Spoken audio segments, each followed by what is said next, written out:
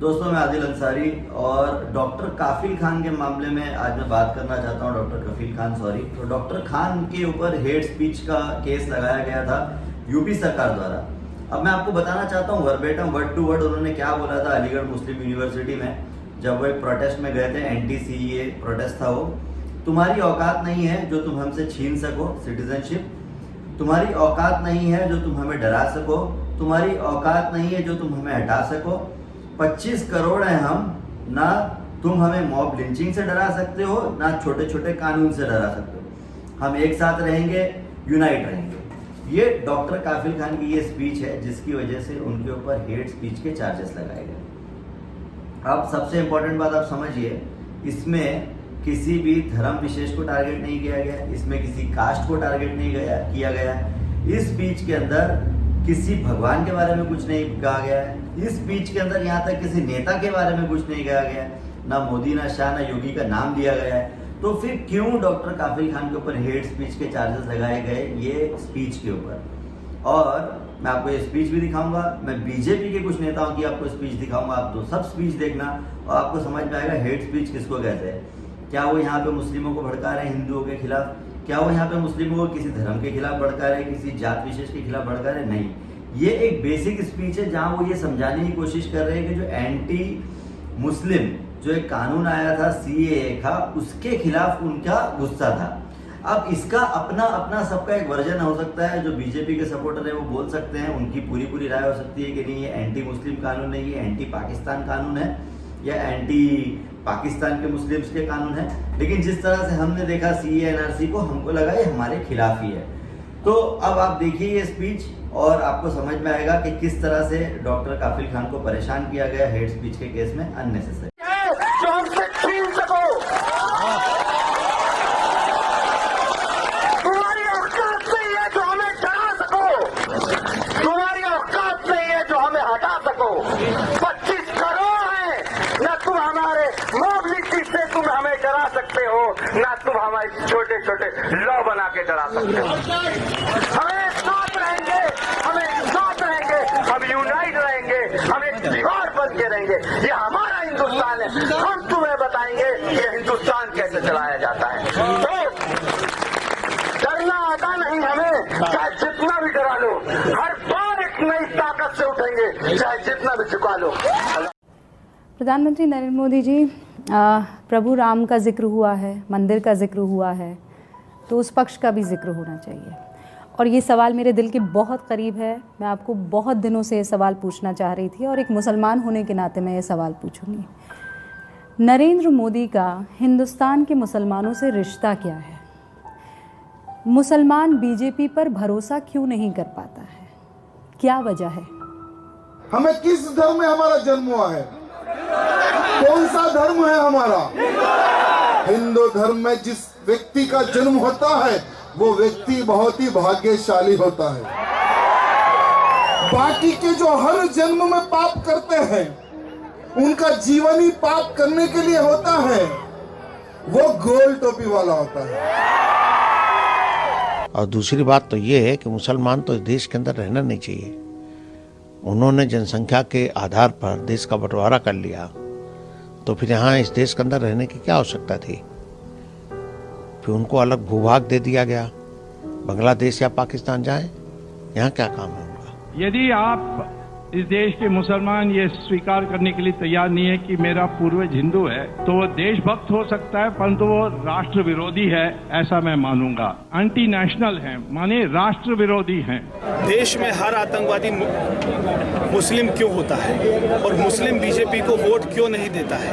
एक सीधी सी बात है, इसलिए भारतीय जनता पार्टी एक राष्ट्रभक्त पार्टी है, इसलिए मुस्लिम उसको वोट नहीं करता है। इसलिए मैं मुसलमानों से कह रहा हूँ, वोट दे लेना, भीख नहीं मांग रहा हूँ। अगर वोट दोगे तो सुखी रहोगे, अगर वोट नहीं दोगे तो जो कष्ट झेलोगे। भारतीय जनता पार्टी का शासनकाल है, जो कष्ट तुमको नहीं झेलने पड़े थे वो कष्ट तुमको उठाने पड़ सकते हैं।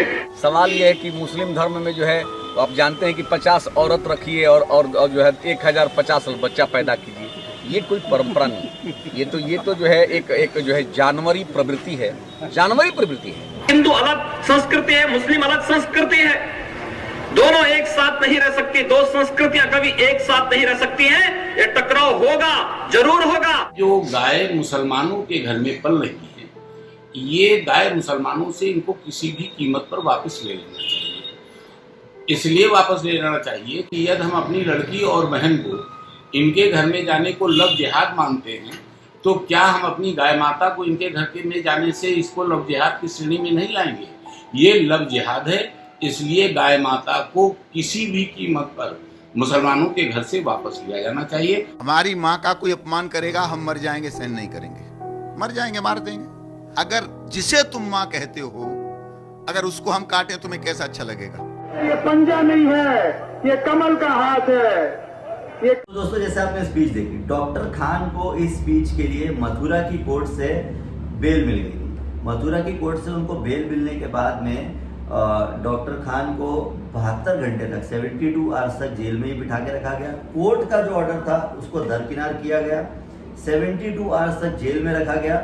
और जेल में रखने के बाद 72 आवर्स के बाद में उनके ऊपर नेशनल सिक्योरिटी एक्ट चार्जेस लगा दिए गए, जिसके अंदर 12 महीने तक अक्यूज्ड को बेल नहीं मिलती है। और कानूनी जानकार, कानूनी एक्सपर्ट का कहना है कि ऐसा करना गैर कानूनी है। सुप्रीम कोर्ट की गाइडलाइंस के हिसाब से ऐसा नहीं होना चाहिए। किसी को बेल मिली है तो उसको पहले बेल देना चाहिए, और एनएसए तो लगा ही नहीं सकते, ऐसे कानूनी जानकार कहते हैं। तो आप देख रहे हो किस तरह से। अब मुझे बताइए, आपने कभी सुना कि किसी बीजेपी के नेता पे हेट स्पीच के लिए एनएसए लगाया गया? कपिल मिश्रा के ऊपर लगाया गया। कपिल मिश्रा की स्पीच के बाद में दिल्ली के अंदर राइट्स हुई, 50 से 60 लोगों की मौत हुई, हजारों करोड़ रुपए का बर्बाद हुआ, लेकिन उसके ऊपर कोई केस नहीं बनता। काफी बीजेपी के नेता, उनके ऊपर कोई केस नहीं बनता हेट स्पीच का, लेकिन डॉक्टर खान के खिलाफ केस बना दिया गया। तो क्यों केस बनाया गया, मैं आपको आगे वो भी बताऊं। तो थोड़ा पीछे चलते हैं, पीछे चल के समझते हैं कि डॉक्टर खान के साथ में ये जो बदसलूकी हो रही है वो क्यों हो रही है। मैं आपको थोड़ा पीछे लेके जाना चाहता हूँ 2017-2018 में, जब doctor Khan BRD medical college के अंदर MD पीडियाट्रिक थे। वहाँ पे हॉस्पिटल के अंदर वो काम भी कर रहे थे, और मेडिकल कॉलेज के अंदर वो लेक्चरर भी थे, मतलब प्रोफेसर भी थे, जो मेडिकल स्टूडेंट होते थे उनको पढ़ाते भी थे। तो अब हुआ क्या कि वहाँ पे आपने वो एक न्यूज़ सुनी होगी गोरखपुर के अंदर, जहाँ पे 60 से 70 बच्चे ऑक्सीजन नहीं मिलने की वजह से मर गए थे। अब ऑक्सीजन नहीं मिलने की वजह से जब वो मरे, उस वक्त डॉक्टर खान हॉस्पिटल में थे। डॉक्टर खान ने एक लेटर लिखा जिसमें उन्होंने बताया, उन्होंने प्रिंसिपल, सुपरिटेंडेंट, डिस्ट्रिक्ट मजिस्ट्रेट और अपने बहुत सारे कलीग को फ़ोन किया कि ऐसा ऐसा प्रॉब्लम है और यहाँ पे ऑक्सीजन नहीं है और बच्चे मर रहे हैं। जब उनको किसी से रिस्पांस नहीं मिला ठीक से, तो डॉक्टर खान ने अपनी गाड़ी निकाल के वो गए, और जो ऑक्सीजन सिलेंडर देने वाला जो एजेंसी थी, एजेंसी से जाके 250 सिलेंडर इमीडिएटली लेके आए। इमीडिएटली लाने के बाद में उन्होंने उसको यूज़ किया।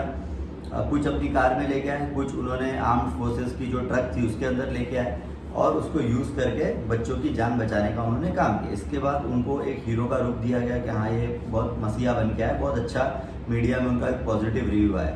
लेकिन थोड़े दिन के बाद अचानक से यूपी की सरकार ने, योगी की सरकार ने उनके ऊपर सेक्शन 409, 308, 120B, 420 और प्रिवेंशन ऑफ करप्शन एक्ट और बहुत सारी दीगर एक्ट के अंदर उनके ऊपर केसेस कर दिए।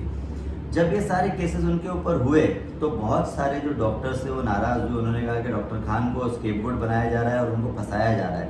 और उसके बाद में बहुत सारे एम्स के डॉक्टर थे, doctor association, Indian medical association, इन सब ने इसका कंडेम भी किया कि ऐसा नहीं होना चाहिए।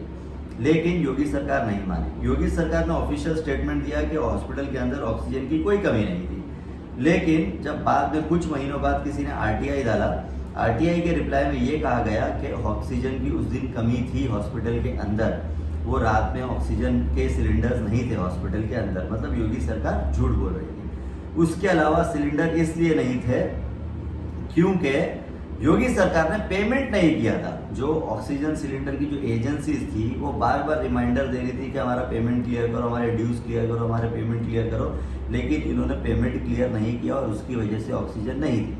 तो योगी को उसके ऊपर नाराजगी हो गई, और उसकी वजह से जो योगी का एक जो भक्त ऑफिसर है जिसका नाम है DG गुप्ता, तो DG गुप्ता जो है वो DG है एजुकेशन और हेल्थ के यूपी के अंदर। तो उन्होंने जब अपना पद संभाला, तो आप उनका फोटो देख सकते हो, उन्होंने जब अपना पद संभाला तो वो योगी आदित्यनाथ की फोटो लेके अपना पद संभाला। इसके ऊपर भी काफ़ी कंट्रोवर्सी हुई थी, क्योंकि कोई एक जो ऑफिसर होता है, आईएएस ऑफिसर हो, आईपीएस ऑफिसर हो या कोई भी रैंक का ऑफिसर हो, उसकी जो एफिनिटी होती है, उसकी जो लॉयल्टी होती है, वो होती है कॉन्स्टिट्यूशन की तरफ, वो होती है कानून की तरफ। उसकी एफिनिटी किसी नेता, सीएम, पीएम की तरफ नहीं होती। वो किसी नेता, सीएम, पीएम का भक्त नहीं हो सकता। अब डीजी गुप्ता की कहानी ऐसी है, पत्रिका की एक न्यूज़पेपर में आया हुआ है कि डीजी गुप्ता जो है वो उनकी सीनियरिटी जो थी वो उस पोजीशन के लिए उस पोजीशन को डिजर्व नहीं करते थे, मतलब वो क्राइटेरिया में फिट नहीं हो रहे थे। लेकिन योगी सरकार उन पे मेहरबान थी और योगी सरकार ने डीजी गुप्ता को पोजीशन दे दी, सीनियरिटी को दरकिनार करते हुए अपनी मनमानी करके उनको दे दी। रविकांत करके एक एक्टिविस्ट है जिसने डीजी गुप्ता के ऊपर, जब डीजी गुप्ता मेरठ के अंदर मेडिकल कॉलेज में प्रिंसिपल थे तो उन पर भ्रष्टाचार के आरोप लगाए, मनमानी तरीके से कॉन्ट्रैक्ट वगैरह देने के आरोप लगाए और उन्होंने उस पर भ्रष्टाचार के भी आरोप लगाए। लेकिन ये जो डीजी गुप्ता है ये योगी के ब्लू वाइट बॉय है, मतलब योगी के बहुत खास है, और खास होने की वजह से वो अपनी मनमानी करके उन्होंने डॉक्टर काफिल के ऊपर ये सारे चार्जेस लगाए ताकि योगी आदित्यनाथ उनसे खुश हो जाए। उनको पता है कि योगी आदित्यनाथ की नस नस के अंदर जो है वो आइडियोलॉजी क्या है, और वो आइडियोलॉजी नफरत की आइडियोलॉजी है एक धर्म विशेष के लिए, और वो धर्म विशेष की नफरत की आइडियोलॉजी की वजह से डीजी गुप्ता ने उनको खुश किया। डीजी गुप्ता को योगी आदित्यनाथ ने खुश किया, सीनियरिटी नहीं होने के बदले भी उनको पोस्ट दी, यहाँ से इसने इसको खुश किया और डॉक्टर खान को बीच में स्केपगोट, बलि का बकरा बनाया गया। बताया डीजी गुप्ता ने, योगी आदित्यनाथ ने जिस तरह से किया और परेशान किया डॉक्टर खान को, डॉक्टर खान को इंटरनल रिपोर्ट में भी क्लीन चिट मिली, डॉक्टर खान को कोर्ट की तरफ से भी क्लीन चिट मिली और उनको छोड़ दिया गया। उसके बाद में डॉक्टर खान की फैमिली को परेशान किया गया, उनके भाई के ऊपर अटैक कराया गया, उनके भाई को 3 बुलेट लगी, 3 गोलियां लगी। 3 गोली लगने के बाद उसको 3 घंटे तक मेडिकल केयर नहीं दी गई। उसके अलावा डॉक्टर खान की जो फैमिली है उनको बिजनेस उनका बॉयकॉट कर दिया गया और उनको बिजनेस नहीं मिल रहा था क्योंकि यूपी के अंदर बीजेपी की सरकार है और उनको डराया गया वहाँ पे लोगों के इनके साथ बिजनेस मत करो। उसके बाद में जो डॉक्टर खान थे वो बैंकरप्ट हो गए, उनकी फैमिली को दिक्कतें आने लगी, अगर हालांकि उनकी वाइफ भी डॉक्टर है, उनका भाई भी डॉक्टर है। तो इस तरह से टॉर्चर और परेशान किया गया डॉक्टर खान को। जगह जगह पे डॉक्टर खान के पीछे, मतलब डॉक्टर खान को बीच में एक डेथ थ्रेट भी आई थी और उनको कहा गया था कि हम आपको मार डालेंगे जान से। सेम डे उमर खालिद के ऊपर जिस दिन हमला हुआ था उसी दिन उनको फ़ोन आया था, जेएनयू स्टूडेंट उमर खालिद के ऊपर जिस दिन हमला हुआ था उस दिन ही डॉक्टर खान को अपने मोबाइल में फ़ोन आया था कि आपको जान से मार देंगे हम लोग, और उस दिन उमर खालिद पे हमला हुआ और उस वक्त डॉक्टर खान भी वहीं पे मौजूद थे दिल्ली कॉन्स्टिट्यूशन क्लब में। जैसा मैंने आपको बताया, आप समझिए कि किस तरह से डॉक्टर काफिल खान को परेशान किया गया, उनके फैमिली को परेशान किया गया, उनको उनके बिजनेसेस को बॉयकॉट किया गया, उनके ऊपर झूठे झूठे आरोप और मुकदमे लगाए गए। जब उनको सब तरफ से बेल मिल गई, पहले गोरखपुर के केस में और उसके बाद में हेट स्पीच के केस में, तो आज उनके ऊपर एनएसए लगा दिया गया। ये मनमानी है, ये डिक्टेटरशिप है, ये कानून का राज नहीं है, ये जंगल राज है। आप किसी भी धर्म से आते हो, आप हिंदू हो, मुसलमान हो, सिख हो, ईसाई हो, आप डॉक्टर हो या आपका कोई और प्रोफेशन है, लेकिन क्या आपका दिल नहीं जलता? हमको ऊपर वाले ने सबसे ऊपर ये दिया है, दिमाग दिया है। चाहे आप किसी को भी मानते हो, गॉड को मानते हो, अल्लाह को मानते हो, भगवान को मानते हो, जो भी आपका धर्म होगा, लेकिन आप अगर अपने दिमाग से सोचना बंद कर दोगे तो बड़ी प्रॉब्लम हो जाएगी। ये डॉक्टर काफिल खान की जगह अगर डॉक्टर कमलेश भी होता और वो भी योगी सरकार के खिलाफ अगर आवाज़ उठाता, वो अपना काम करता और उसकी वजह से योगी सरकार इस हाल में दिखती कि वो लोगों ने ऑक्सीजन सप्लाई नहीं किया, और जो आरटीआई से जो बाहर आया वो तो डेटा और फैक्ट है कि वहाँ पे शॉर्टेज थी और योगी सरकार ने पेमेंट नहीं की, तो वो कमलेश का भी आज यही हाल होता। लेकिन क्योंकि डॉक्टर काफिल का नाम काफिल और कमलेश नहीं है, तो उससे एक मैसेज भी जाता है इनके भक्तों में कि मतलब हमने मुसलमानों को उनकी जगह दिखा दी और उनको हम परेशान करेंगे और ऐसा करेंगे और वैसा करेंगे। मैं आप सब लोगों से रिक्वेस्ट करना चाहता हूँ, जितना से जितना ज़्यादा हो सके ये वीडियो को शेयर कीजिए, लोगों तक इसको पहुँचाइए, लोगों तक सच को पहुँचाइए कि किस तरह एक डॉक्टर को, एक प्रोफेशनल मेडिकल डॉक्टर को किस तरह से यूपी की सरकार परेशान कर रही है। वो योगी नहीं हो सकता जो लोगों से इतनी नफरत करता है। ये कह के मैं आप लोगों को थैंक यू कहना चाहता हूँ। आप लोगों ने हमेशा प्यार दिया है मुझे, ज़्यादा से ज़्यादा इस वीडियो को शेयर कीजिए। Thank you.